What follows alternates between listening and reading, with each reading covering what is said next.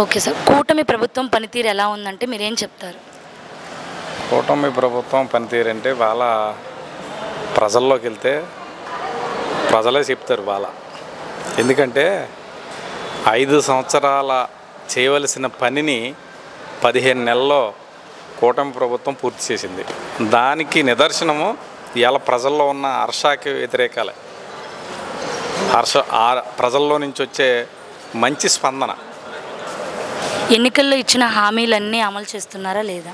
Maximum super 6 Chandrababu Naidu గారి ఆధ్వర్యంలో super 6, అలాగే పవన్ కళ్యాణ్ గారు బీజేపీ కూటమి తరపున ఏదైతే వాగ్దానాలు చేశారో ఆ రోజు ఎలక్షన్కి ముందు, ఆ వాగ్దానాలన్నీ కూడా తూచా తప్పక ఏది ఏమైనా గత ప్రభుత్వం ఎంత అప్పుల భారంలోకి నెట్టివేసినా ఈరోజు చంద్రబాబు నాయుడు గారి సారథ్యంలో పవన్ కళ్యాణ్ గారు సహకారంతో బీజేపీ వారి దీవెనలతో ఈరోజు ఆంధ్ర రాష్ట్రము దినదిన అభివృద్ధి ముందుకు వెళ్తుందా అంటానికే ఇవాళ నిదర్శనంగా చూసుకోవచ్చు. సార్, మరి గత ప్రభుత్వం వాళ్ళు ఏ పథకాలు సామాన్యులకు అందట్లేదని ఆరోపణలు వ్యక్తం చేస్తున్నారు.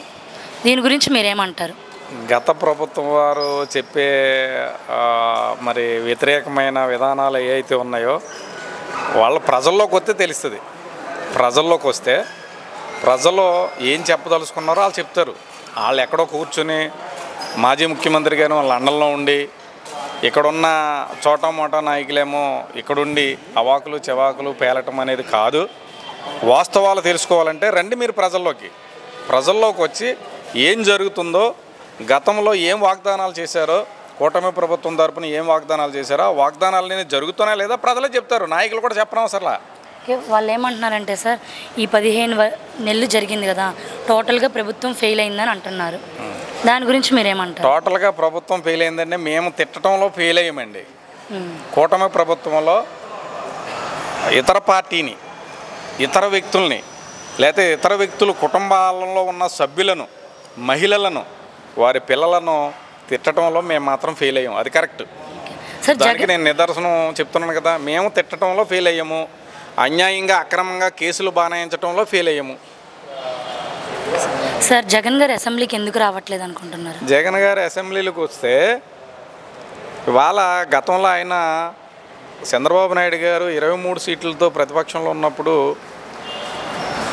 నిన్నగాక మొన్న అప్పటికి 2019కి ఎమ్మెల్యే అవన వ్యక్తి ఎమ్మెల్యే అయితే కొత్తగా వాళ్ళందరూ కూడా చంద్రబాబు నాయుడు గారు వారి కుటుంబాన్ని ఎంత అన్యాయంగా, ఎంత దూషణలుగా మాట్లాడారో, వారి ఫ్యామిలీ మీద కూడా ఎంత దూషణలుగా మాట్లాడారో, ఒక ఎమ్మెల్యేగా ఒక 11 మంది ఎమ్మెల్యేలతోటి వెళ్ళి గళం విప్పటం మానేసి ఈరోజు ఎక్కడెక్కడో లండన్లోనో, లేకపోతే ఎవరైనా చచ్చిపోతేనో, లేకపోతే ఎవరైనా రోడ్డు యాక్సిడెంట్ అయితేనో అక్కడికి వచ్చి మాట్లాడి వెళ్ళిపోవటం అనేది ప్రజాస్వామ్యానికి విరుద్ధమో, ఆయన ఎమ్మెల్యే జీతం తీసుకుంటూ కూడా వేస్ట్ అని నా లెక్కలో నా ఆలోచన విధానం. సార్, చివరిగా చంద్రబాబు నాయుడు గారిపై మీ అభిప్రాయం ఏంటి? చంద్రబాబు నాయుడు గారిపై మా అభిప్రాయం ఏంటంటే విజన్ ఉన్న నాయకుడైన.